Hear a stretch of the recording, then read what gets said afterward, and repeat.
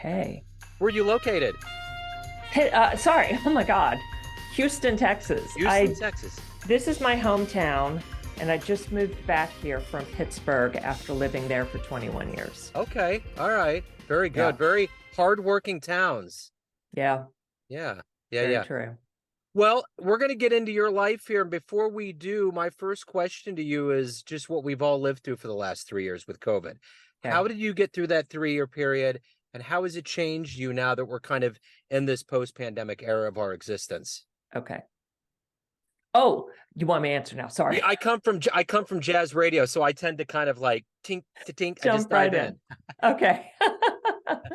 So, what saved me, like going through lockdown, was podcasting. Seriously. Mhm. I've been podcasting at Geek Girl Soup since January of 2012.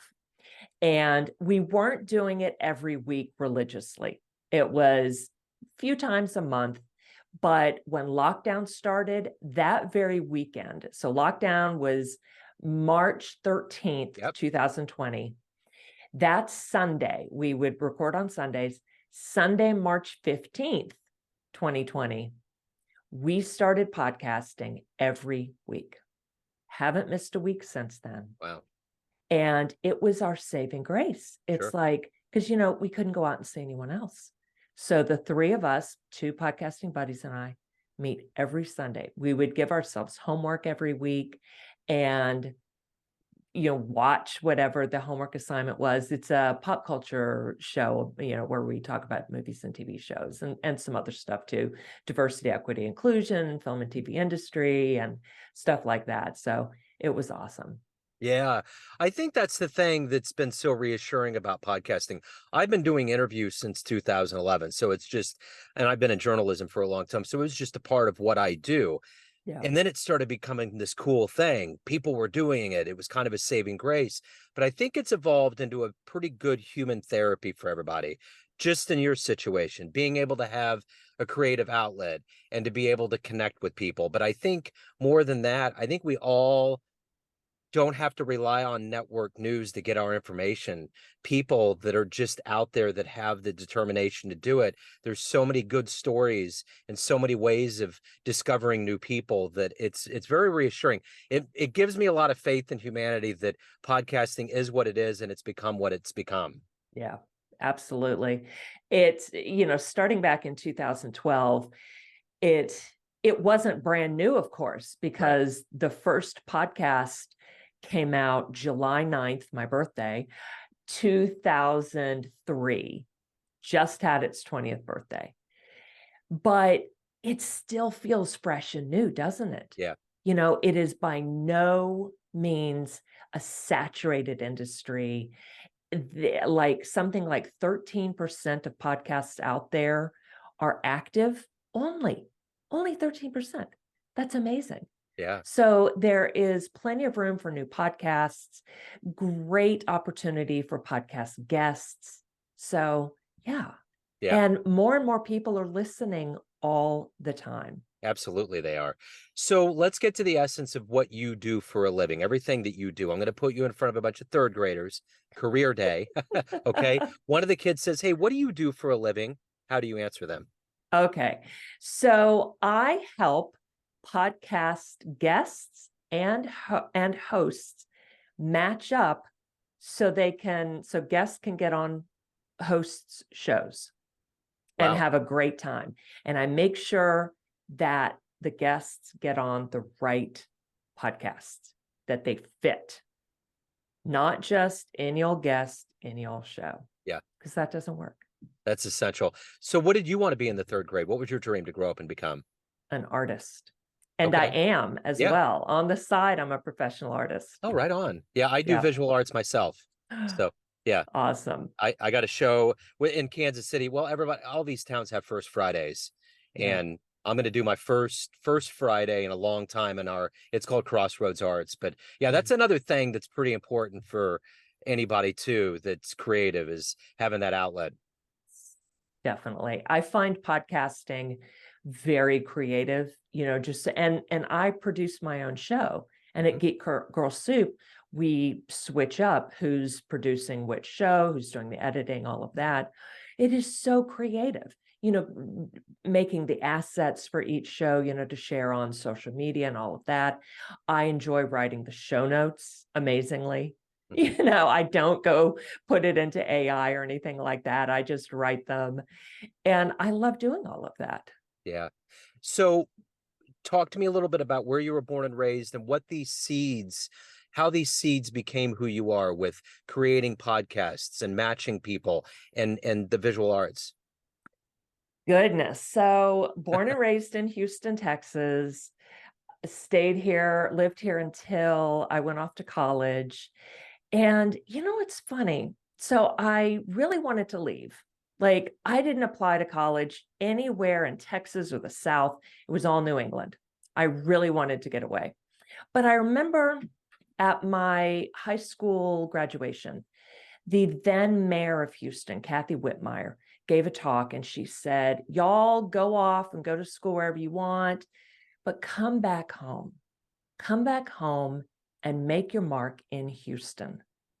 And I thought then, no, I'm leaving. I'm out of here. I don't know why. I love traveling. I love seeing other places. But here I am. I moved back to Houston in June, end of May, beginning of June. And clearly I remembered that all these years. And I don't know what the mark is I'd like to leave on Houston, but I'm back. And Texas never left me. What's the saying? You can take the girl out of Texas. You can't take Texas out of the girl, which is true. I've always said y'all. People have always heard a little twang in me, which is funny. I don't hear it, but anyway, there it is. So that's a great story. Yeah. So who's been a hero for you in your life? Oh my goodness. My parents, in the sense that what they taught me when I was growing up, to go out, do my own thing, love the work that I do. Now, it's funny because my dad was pushing me since third grade. So it's funny that you talk about third grade, to go to Harvard, which I did, and become an attorney, which I did not. I interned at a law firm in one summer in college. Hated it. It's probably the dippy job they gave me. Yeah. So he really pushed me toward one path. But at the same time, hearing from him constantly, never stay in a job that you don't love, because he was in a job he hated. He had wanted to become an attorney and didn't, and he regretted that forever. Yeah. And so that really hit home with me. Love what you do. And I know everyone can't.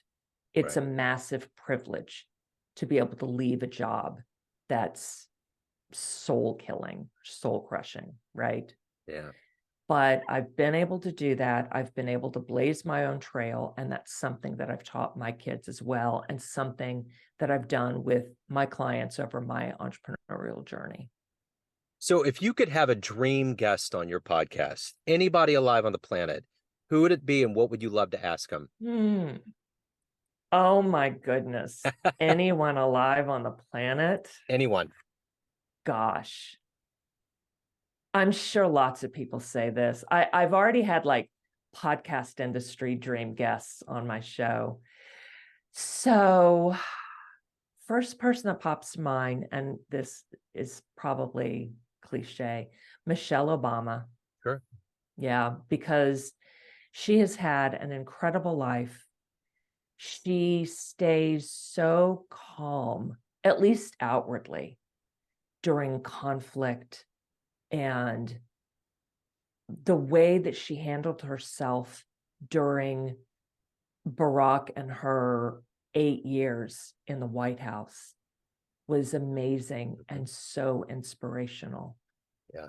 I would just love to hear about that. And I would come up with questions. I would love to know some inside scoop. And yeah. Yeah. It's usually with that question, number one is Oprah and number two is Michelle Obama. Always. Not Yeah. surprised. Wish And I those could have come up with someone. well, Yeah. it can happen for sure, Yeah. Um, Someone dead. yeah. Uh, Carl Sagan. Oh yeah. Yeah. Yeah. I was never good at physics, but I am always fascinated by it. And I love how he brought science and particularly physics to the masses. I Yeah. am always so impressed by that. I have a master's degree in biology, and it has always pissed me off that most scientists can't take these concepts and discoveries and drill them down to something that is understandable by a third grader Yeah.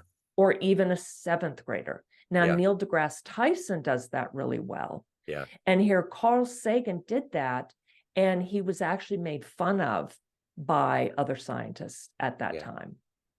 Yeah, Hawking did that with the brief history time. I remember, when they Yeah. did Cosmos on TV and the Mhm. way he condensed the history of the universe, which is just fascinating and just almost overwhelming to think Yeah. about how small our little time is and how much Yes. has gone on and continues to go on. But yeah, that's fascinating. Um, for someone like him and for others that we mentioned, Michelle Obama, there's a lot of motivation that goes into their lives, lots of things that make them move. What is that for you? What gets you out of bed? What gets you to accomplish what you want to get done every day? Serving my listeners and clients. That's it. It's my number one priority. For my podcast, it's purely about providing value for my listeners. As an entrepreneur, yes, I would like to get listeners to become clients and buy from me and all of that. But none of that is going to happen if I don't provide listeners, if I don't provide value for them. And that's still my number one priority, even if they never become a client ever. At Geek Girl Soup, it is purely about providing value and entertainment for our listeners. And with my clients, I just want to help them. Yeah. And like I said earlier about blazing your own trail, no matter what I have done over the past 24 years as an entrepreneur, it has always been to help my clients blaze their own trail in with whatever tools that I'm using.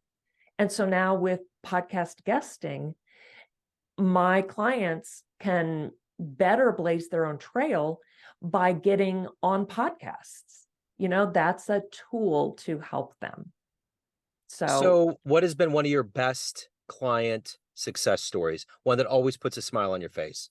oh my gosh, this one podcast client, not a guest, I was helping her launch her podcast. She hit number 3 on Apple Podcasts in her category in her second week of release. Yeah. And she has a very tight niche. Yeah. But we went through all this strategy and, started from scratch. She launched in 3 months. So quick, but not too quick. I had Sure. another client launch in 1 month. She ended up hitting the top 5 in a few countries. This other client who launched in like 3 months has hit the top 5 in 7 countries, including the United States in her Wow. category. Yeah, Wow. That's that great. just huge smile on my face. Yeah. Yeah. So let's say you have a dream tonight. You run into the 20-year-old version of yourself, and you could give that young version of you a piece of advice based on the wisdom you've gained, the life you've led. What would you tell that young version of you? So many things. Too many? Yes, yes. I very personally, I got married too young. I had kids too young. I adore my kids. Don't regret that. Don't regret, getting married that young because my whole life could have taken a different trajectory. Yeah. I turned down going to Johns Hopkins Medical School for a PhD in immunology because I got married so young. And He was in the Marine Corps officer, intelligence officer in the Marine Corps, got based in, we thought he was going to stay in DC. Johns Hopkins is in Baltimore. And he got moved to North Carolina. I didn't want to spend 4 years apart as newlyweds. Yeah. So, yeah. Yeah. Just though, and again, if I changed any of that, I would be so different today. Yeah, for sure. And again, the kids, Yeah. so. Yeah, I get it. I totally get it. So that's a great lead into my next question, which is, of everything you've done in your life, all the decisions you've made, what are you the proudest of? The kids. Yeah. My goal with them has been for them to blaze their own trail. I'm going to keep coming back to that because that is like my number one priority for myself and for them. And my older two, they're adults and live in different states. And the older one is a freelance illustrator in New York City, totally blazing her own trail. And the younger one decided not to go to college and become a wilderness guide and massage therapist. Wow. So for part of the year, she's out with another person, whoever she's assigned to, leading treks for 2 to 6 weeks in the wilderness, living in a tent the whole time. Wow. To get training for that, she lived 6 months out in a tent. Wow. In Patagonia originally. Wow. And then I have a 17-year-old son whom I'm working very hard to instill that value in. Right on. Yeah. Well, so as somebody that's obviously curious about a lot of things, if you could witness one event in human history with your own eyes, what would you love to have seen firsthand? Oh my goodness. There's so many things.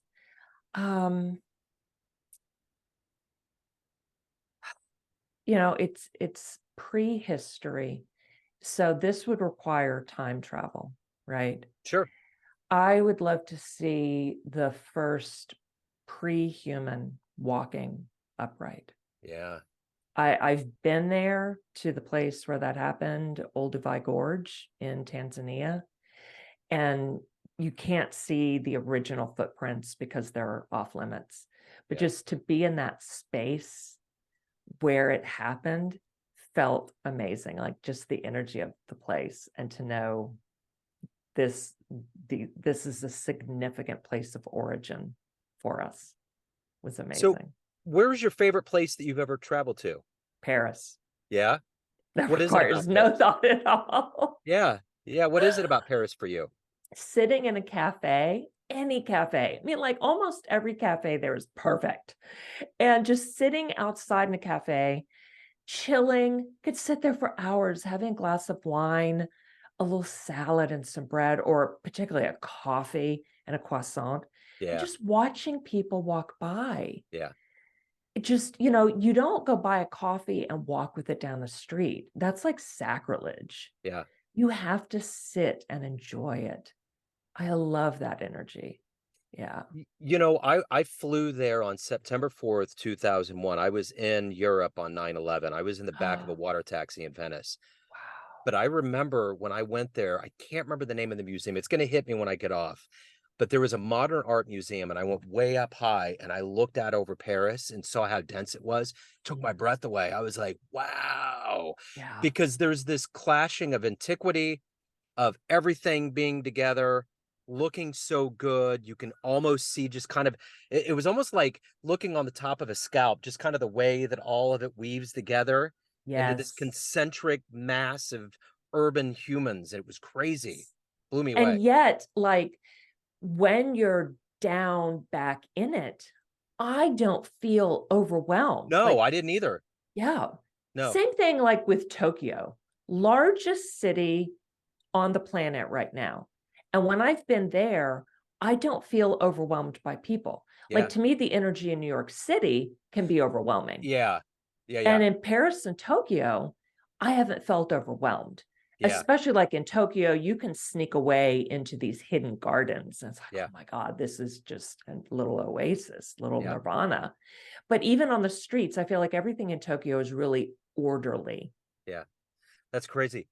Yeah. The one thing that struck me about Paris, and I've talked about this with a few other people, is the racial diversity and the way people treated each other was really kind of utopian. Like I had Mm, never felt anything like that coming from such a racially divided country. And in yeah. 2001, it wasn't like that. Right. There was more of a harmony that was going on, or it wasn't as bad. Right. But when Right. I was there, it just seemed like, and there was a lot of people from Africa. There was a Yeah. lot of native peoples, but there was a mingling, and Right. the interracial kind of mingling was different, and receptions just it felt good there.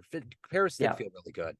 Definitely. This film, where I was the assistant editor on, called Introducing Brian Broom, it is about Brian Broom, who wrote the bestseller and award-winning book called Punch Me Up to the Gods. So he's Black, and he tells a story about going to Paris, and this older white woman just sat down right next to him, like, and on the metro, you have to touch each other, right? Sat down right next to him on the metro where they're touching, older white woman. And he said he was stunned because that just does not happen in the United States. No, Not at all. no, no. And he was just amazed and thrilled. It's really That's stuck with wonderful. him. Yeah. That's wonderful. So let's get to the heart and soul of who you are. Everyone has a perception of you: family, friends, fans, listeners, clients, colleagues, but you run the show. What's your perception of you? Who do you think you are?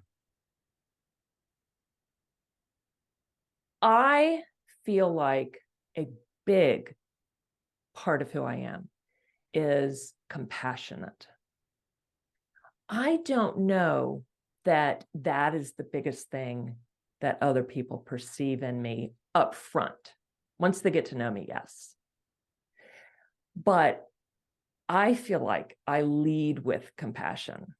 But what other people see is intelligence and, I think, elegance. I hear both of those a lot. But I am always trying to understand what other people are going through, what they need. When someone does something that annoys me, which, happens quite a bit, I try to put myself in their place. And instead of getting angry, or instead of staying angry, I try to immediately flip it to, okay, they may blah, blah, blah. They may be da, da, da. But other people don't realize that's going on in my head unless I speak it to them. So Yeah. I'll be in the car with my mom, and she gets really angry at other drivers. And I'll say, they might be, they may have a dish of food in their car and they're driving slowly like that because they don't want it to spill. Or they may not know where they're going. She'll be pissed because they don't know where they're going. I'm like, but they may not. They may be new. Yeah. So let's chill. Yeah. Yeah, it goes a long way for sure. If anyone wants to listen to your podcast, hire you, anything pertaining to your world, where do they go? They can go to PodRep.Pro. Find me right there. Excellent. I've had a great time. Kelly, thank you so much for opening up. Thanks for your story, and best of luck with everything. Thank you so much, Joe. It's been a pleasure being here. Thank you. Absolutely.